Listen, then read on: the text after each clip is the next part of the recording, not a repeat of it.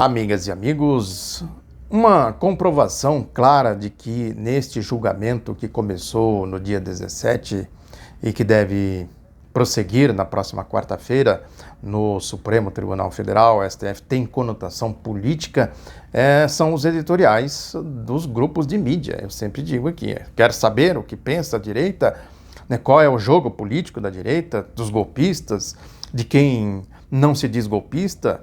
É só ler os editoriais, quer dizer, ali está a síntese da ideia, inclusive de ministros do STF que andaram se pronunciando, na verdade dois ministros, né, o Luiz Roberto Barroso, que é o pangaré da Globo, e o Luiz Fux, o topete da Globo, com argumentos estapafúrdios, infundados, né, absolutamente politiqueiros, mentirosos. Eu fiz um artigo a respeito disso, vou deixar o link aqui para vocês. É bom sempre a gente se inteirar da lógica do que está acontecendo para a gente compreender e fazer uma interpretação correta dos acontecimentos. Os dois falando pelos cotovelos, falando bobagens típicas, né, desses comportamentos lavajatistas, né, desses comportamentos mafiosos que procuram subverter a lógica das coisas para impor a sua lógica, que é a lógica basicamente da corrupção, do caixa 2, essas coisas todas aí desse clube privado, né, do que é o poder da direita, do que é a elite brasileira e qual é o jogo que eles estão fazendo nesse processo de consolidação do golpe. Para eles levarem tudo isso adiante, é fundamental rasgar a Constituição. A Constituição é um pacto democrático, né? Ele é resultado de um longo processo histórico, como eu sempre digo aqui, não é uma Constituição tão somente, é uma acumulação civilizatória. Quem não entender a Constituição por esse ponto de vista não sabe o que é Constituição. Né? Tem que pegar, inclusive, a história, o João Sem Terra, a Magna Carta, né, lá da Idade Média ainda, né, esse debate vem de lá, né, é uma questão de poder, quem tem poder, a necessidade de dar poder ao povo, o que pode dar poder ao povo se não o Estado democrático de direito, essa questão de votar, ser votado, exercer a cidadania, ter, enfim, amplos direitos. A Constituição é que assegura tudo isso. Quer dizer, no caso concreto de cada país, se chega a um determinado patamar. Foi o que aconteceu no Brasil, quer dizer, para se chegar ao Pacto de 1988, foi preciso percorrer um longo caminho.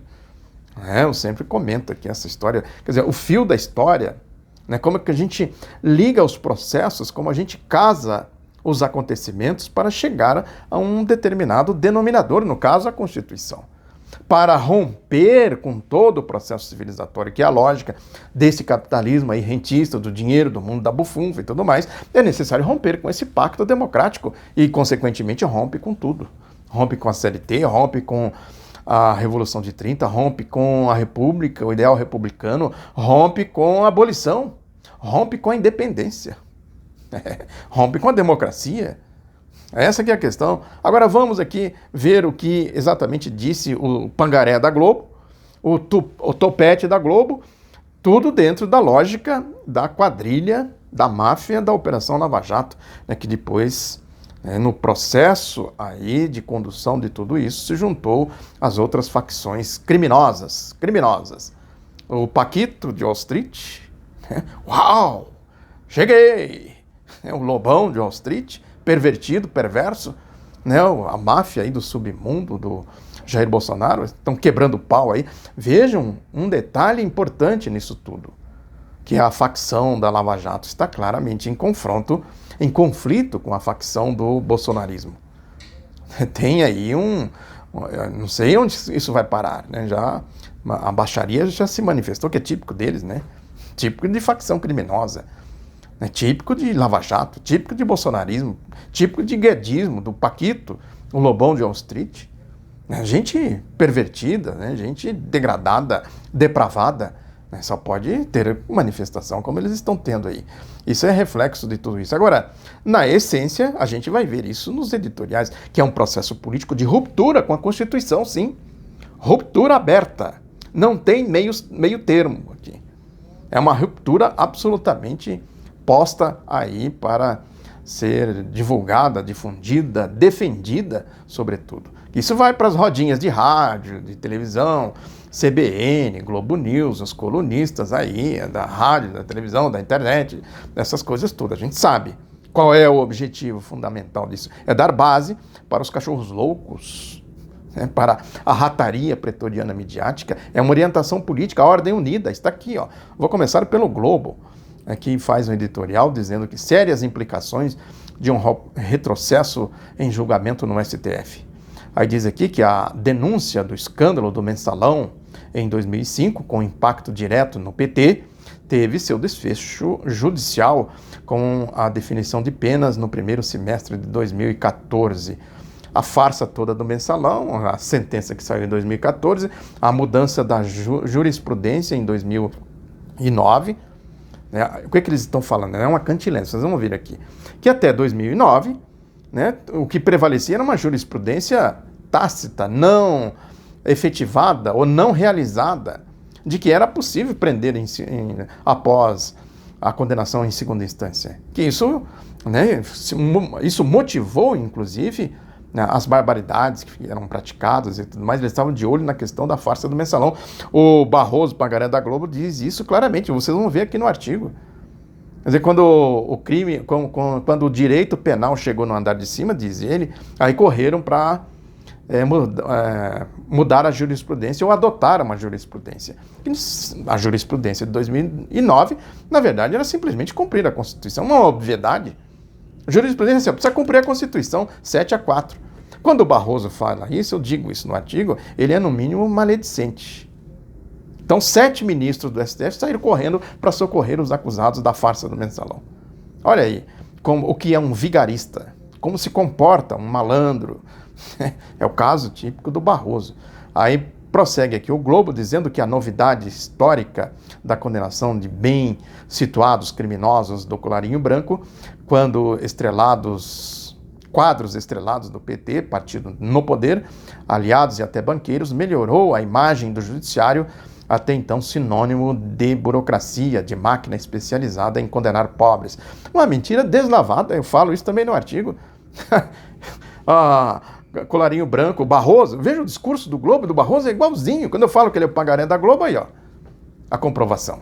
Igualzinho. Que ele diz, não, quem vai se beneficiar aí com o fim da prisão em segunda instância é o Colarinho branco. Aí eu pego a questão, os dados da Receita sobre evasão de divisa, lavagem de dinheiro, né, de Caixa 2, tudo isso varrido para debaixo do tapete. A Operação Lava Jato foi criada para proteger o Globo, inclusive. Grupo Globo. É isso que eu falo. O capitalismo funciona assim, nessa fase, sobretudo, as facções criminosas que vão se organizando e vão disputando entre eles, né, os pedaços aí da questão da economia. Né. Prossegue aqui dizendo que STF, mais nesse julgamento, né, ele diz que desses julgamentos reverenciais, é o que está acontecendo agora, num país conhecido por não punir como necessário os mais abastados, até o Mensalão e a Lava Jato. Quer dizer, eles puniram exatamente o andar de baixo, quem se propôs a fazer, né, mudança estrutural nesse país. Né? Aí é isso aí, né? Vejam como é um clube, né, de malandros. É um clube, eu falo que é um clube privado, aqui a comprovação, malandros. Aí diz aqui, serviu para aumentar a eficácia do combate à corrupção. É o velho discurso, né, do batedor de carteira, né? Ele bate a carteira e sai gritando, pega ladrão, pega ladrão, pega ladrão, pega ladrão, olha o ladrão lá, correu para lá, correu para cá e tal. E ele que está com a carteira. Aqui um batedor de carteira aqui, ó, o Globo. Aí prossegue aqui, do que resultaram a prisão até de um ex-presidente, Lula, e a devolução de bilhões à Petrobras, a estatal mais atingida pelo esquema corruptor instalado em Brasília pelo lulopetismo. Olha aí, o negócio deles é o lulopetismo. Isso é uma mentira? Claro, é isso, né? Fake news. Eles se sustentam no fake news, nesse mundo da subjetividade. Não é real, não tem verdade no que eles falam, porque a verdade destruiria eles. Seria a implosão deles. Prossegue aqui dizendo que a posição majoritária da Corte em favor da antecipação da pena, jurisprudência adotada de 1941 a 2009, sem deixar de garantir ao condenado todo o direito de defesa e a presunção de sua inocência, se sustenta também no fato de que provas e argumentos da promotoria e da defesa são tratados nas duas primeiras instâncias. Na ditadura militar acontecia isso também. mesma coisa. Lá no Tribunal Freisler, do Hitler, também acontecia isso. E esse negócio que a jurisprudência de 1941 a 2009, quantas constituições tiveram nesse período? Em 1941 era a Constituição do Estado Novo, fascista. E depois veio a Constituição Democrática de 46. É mentira o que eles estão falando aqui. E a Constituição de 88, ela foi absolutamente clara, não tem margens de interpretação ali, né, de que podemos aqui, né, flexibilizar e tal. Flexibilizar é burlar, é roubar o direito, né, que está assegurado na Constituição. Aí ele diz aqui, né, a última questão que eu anotei aqui, dizendo que infelizmente há quem veja nesse julgamento uma oportunidade de enquadrar promotores da Lava Jato e alertar a primeira instância da justiça para não extrapolar limites. O caso concreto aqui é uma quadrilha, né? Isso não tem dúvidas. Aqui vem enquadrar, não é enquadrar promotores, tem que pegar esses promotores e prender esses promotores pelo rigor da lei, é isso aí. Só aplicar a Constituição, o Código de Processo Penal, eles estariam todos na cadeia. Juízes de primeira instância, tem um juiz, mais dois aí, pelo menos, que ficam fazendo também patetices, principalmente o do Rio de Janeiro, Marcelo Bretas, o de Brasília, Valisney Oliveira, que são os juízes da Lava Jato. Veja, é do espectro da Lava Jato. Por que não tem juiz em Belo Horizonte, Fortaleza, Salvador, Porto Alegre, coisa do tipo, de primeira instância, fazendo o que eles estão fazendo? Vejam que é um conluio, né? É um agrupamento de contraventores, de criminosos, né? Do ponto de vista institucional, é isso aí. Aí a gente vai para o Estadão, a mesma cantilena, que o Estadão faz o editorial dizendo respeito ao STF e à jurisprudência. E o respeito à Constituição, ao Código de Processo Penal. Vejam que o Código de Processo Penal, no seu artigo 283, que diz como as pessoas podem ser presas, devem ser presas, foi adequado, ele foi refeito para adequar ao artigo 5º, inciso 57 da Constituição, quer dizer, o trânsito em julgado, respeitar o amplo direito de defesa, a presunção de inocência. Então, por que adequou o artigo 283 do Código de Processo Penal ao artigo 5º, inciso 57 da Constituição? Qual é a lógica? Estavam todo mundo doido, maluco, quando fizeram isso? Aí, respeito ao STF e à jurisprudência. Sim, respeita a Constituição. O STF e a jurisprudência têm que respeitar a Constituição. Veja como eles invertem a coisa. Eles invertem aqui a lógica da coisa, né? Quer dizer, quando se fala em análise da possibilidade de prisão após decisão em segunda instância, discute-se qual é a extensão que se deve dar ao princípio da presunção de inocência. Em linha com o que ocorre na imensa maioria dos países, mentira. O STF sempre entendeu que era possível executar a pena após a decisão de segunda instância. São várias razões que justificam esse posicionamento. Um advogado lá no STF, eu publiquei o vídeo aqui com um resumo, aqui nesse outro lado da notícia, ele desmente isso. Claramente é uma mentira. Além do mais, tem as complexidades, as particularidades de cada país. Não dá para comparar o Brasil com a Itália, com a França, com os Estados Unidos, com Portugal e tal. Além da mentira, tem as questões, aquilo que o Marx, eu falo aqui sempre, a frase, né, dele, que ele dizia: igualdade consiste em tratar desigualmente coisas desiguais. Isso aqui é coisa de vigarista, de batedor de carteira. Agora vamos aos posicionamentos do Estadão. Com o julgamento em segunda instância, encerra-se a análise das provas, as chamadas terceira e quarta instâncias. Superior Tribunal de Justiça, o STJ e o STF, apenas analisam questões de direito, mas é óbvio. Agora é necessário, se fosse analisar a questão do Lula, o processo do Lula, por exemplo, né, o Toffoli ia dizer: ministro Marco Aurélio, como é que foi lá a montagem do processo? Seguiu os ritos legais? Vossa Excelência tem que olhar que aquele delegado era um analfabeto, que esse Deltan Dallagnol é um picareta, que esse Sérgio Moro é um mentiroso, rastaquera ordinário. Teria que falar isso. Não é? Ou não é? Sim, mas como é que condenam esse processo porco aqui, mal redigido? Não tem nem concordância verbal direito aqui nessas coisas. Como é que condena uma pessoa com base nisso aqui? Ei, Excelência, como é que condena? Aí entra o Barroso: Vossa Excelência, eu acho que tem que ser condenação a partir de segunda instância, prisão a partir de condenação em segunda instância e tal. Aí teria que entrar um incauto, né? Ô, Pangaré, E o que diz o mérito? Mas o mérito é, como dizia a Zélia, a ministra do Collor de Mello, né? Isso é apenas um detalhe. Não vamos entrar em mérito aqui. Então, é gente depravada, desqualificada. Aí prossegue aqui o Estadão dizendo que não havendo mais essa possibilidade de reavaliação probatória, não cabe dizer que há ainda inocência a ser presumida. Então, para que servem as instâncias superiores? Fecha. Se não for para... Não é questão de probatória, é analisar lá o mérito. Fizeram direitinho? O relatório aqui tá bom ou tá uma porcaria? Tá uma porcaria, então não dá, né? Nós temos que cancelar isso aqui. E o julgamento, que foi em base em quê? Em base num PowerPoint porco de um corrupto, né? Numa circunstância tal, assim, praticando corrupção abertamente. Né? E a sentença aí que saiu depois foi lá para o TRF4. Não, o juiz, que também é um corrupto, né? Ele disse que não tem causa determinada, não sei o quê, redigiu lá um negócio que não dá para entender o que ele escreveu lá, à luz do direito, da Constituição e tudo mais.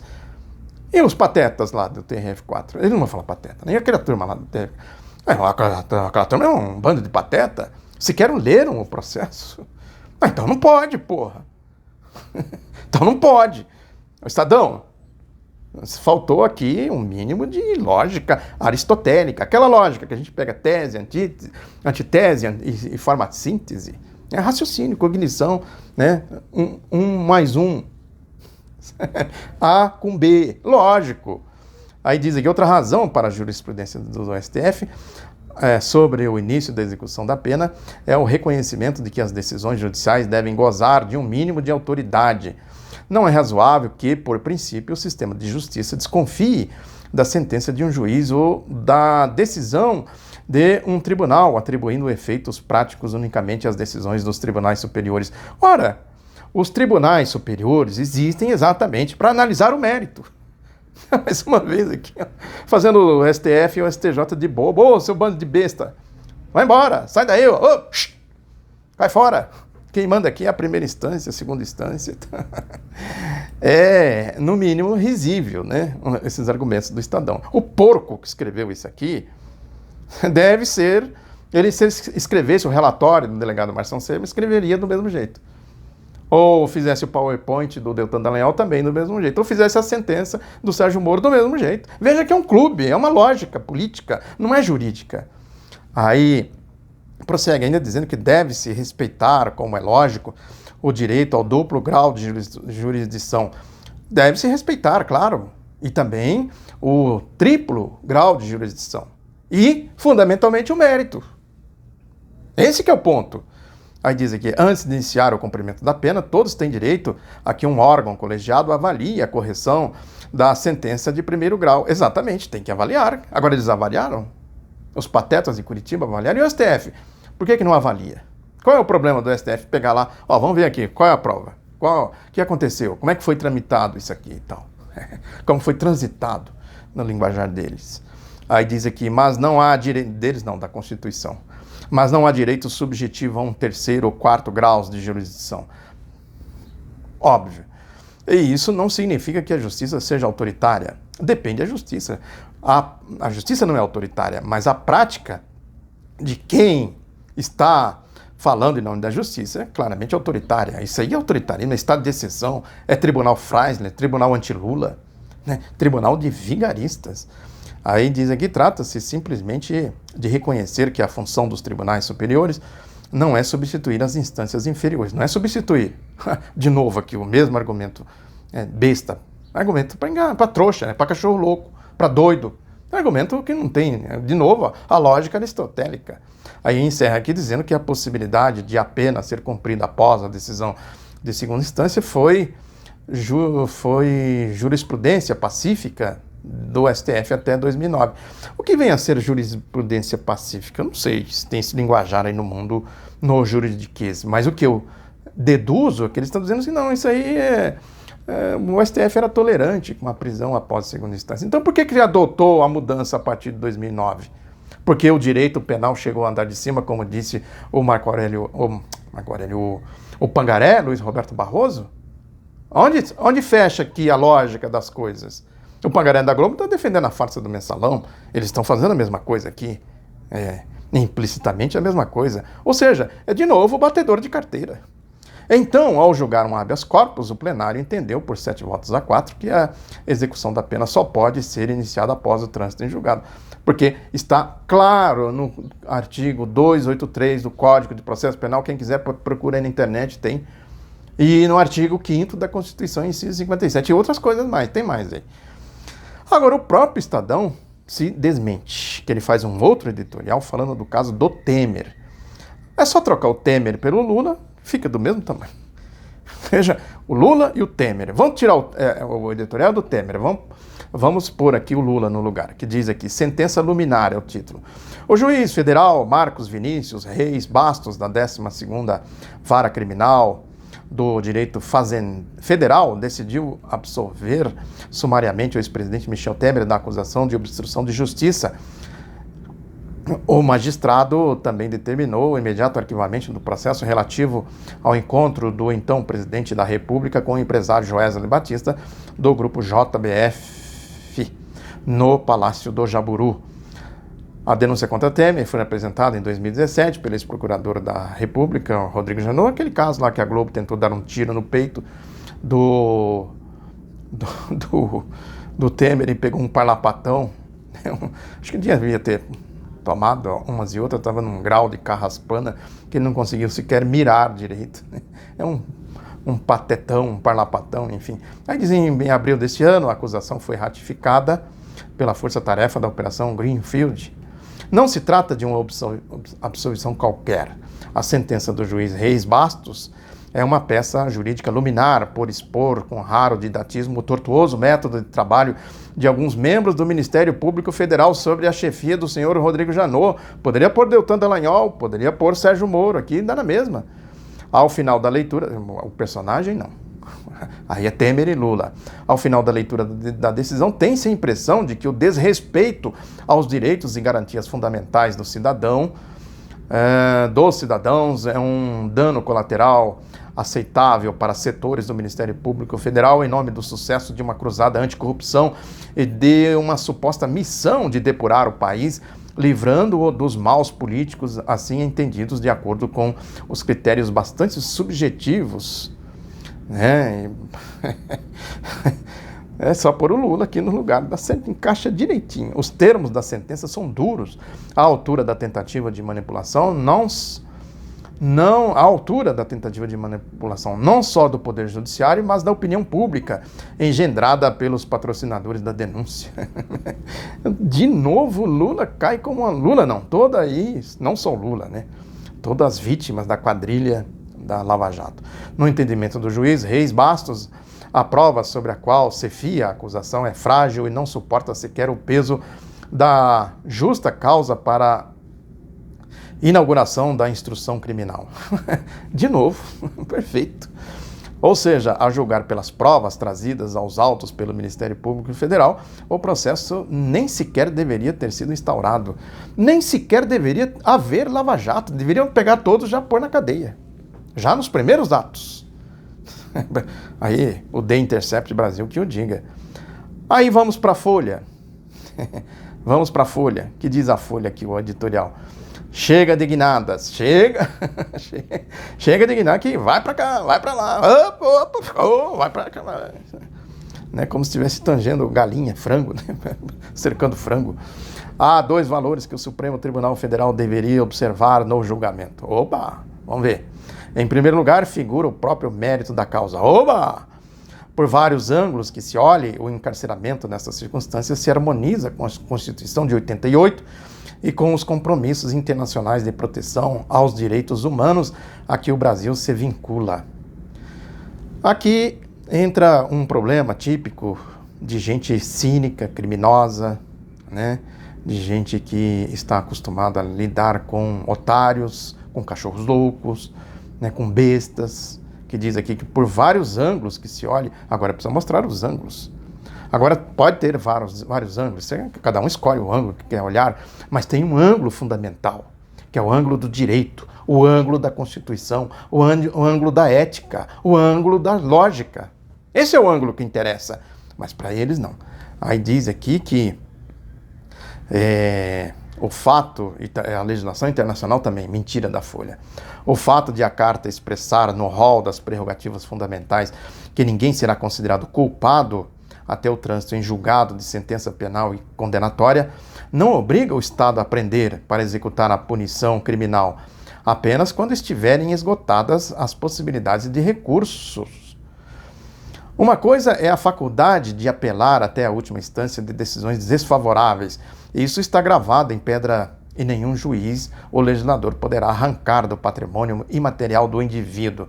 Outra distinta é decidir em que condição, livre ou preso, um condenado fará uso do seu amplo direito à defesa. Em segundo aspecto, será o objeto do julgamento. Esse segundo aspecto será o objeto do julgamento. Mentira! Ele acabou de dizer aqui, ninguém pode ser preso antes do trânsito em julgado, a própria Folha acabou de dizer aqui. Né? Agora, quem tem o poder de dizer, pode ou não pode prender, como diz aqui a Folha? Outra distinta é decidir em que condições. Quem decide? Se não a lei, a Constituição. Olha aí, um caso aqui de autoritarismo, de gente acostumada. Não, daqui a Constituição. Aqui está dizendo, não pode trânsito julgado, tal. Esse trânsito aqui, né, não é trânsito, é um trânsito. Tá, vamos pular essa parte aqui. Tá. Sabe, aí vai rasgando, vai. É ridículo, né? A argumentação é ridícula, não tem sustentação. Por isso, né? É coisa de vigaristas, a convicção de cínicos e tal. Aí diz aqui que é bastante razoável a tese vigente até 2009 e de novo a partir de 2016. De novo a mentira, se não tinha jurisprudência, como que era a tese vigente?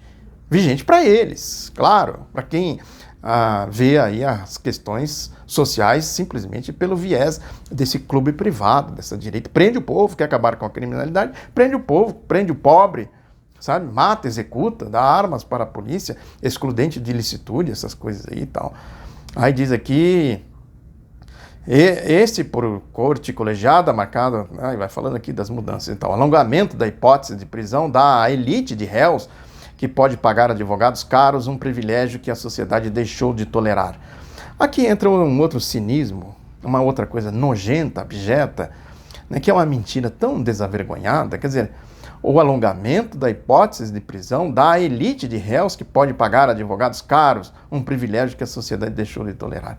Então dê advogados caros para toda a sociedade, ora, é essa que é a obviedade da coisa. O que diz a lei? Para cumprir a lei, então tem que ter advogados da elite?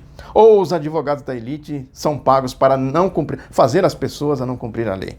Eles estão corrompendo os juízes? Tem corrupção aí? A Folha que apresente, se ela está acusando os advogados aqui da elite de réus?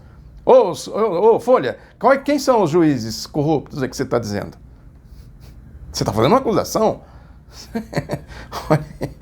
Gente cretina, né? Pensa que está falando com imbecis, todo mundo é imbecil. Aí prossegue aqui que a protelação até a prescrição, em especial nos crimes de assalto ao erário, agride o princípio republicano de que a lei é para todos. A protelação até a prescrição, quem protela? Quais são os mecanismos de protelação até a prescrição? De novo, acusação aqui, Ô Folha, os advogados aqui estão corrompendo os juízes? Ou você está falando para otário? O segundo valor que a Corte Constitucional deveria homenagear nesse juízo é o da estabilidade das regras do jogo. Mudar a jurisprudência como quem troca de roupa é um péssimo hábito que o Supremo brasileiro tem cultivado. Não é questão de mudar de jurisprudência para cá ou para lá, trata de cumprir o que está escrito lá. Vejam que é todo um argumento torto, né? Sem lógica, sem sentido, argumento de vigarista. Portanto, é a questão que eu sempre digo aqui, a prisão do Lula não é jurídica, é política. Olha aqui os malabarismos, aqui está o cerne, a essência do que defende esse espectro da Operação Lava Jato, essa quadrilha da Operação Lava Jato, né, e todo o seu entorno, os ministros lá do STF, que são lavajatistas. Vocês vão ver, prestem atenção nas argumentações que estão previstas para acontecer na próxima quarta-feira. Reitero o pedido para você se inscrever, se você ainda não é inscrito, para você divulgar, comentar, né, dar like, etc., para a gente impulsionar esse canal. Um abraço, até a próxima.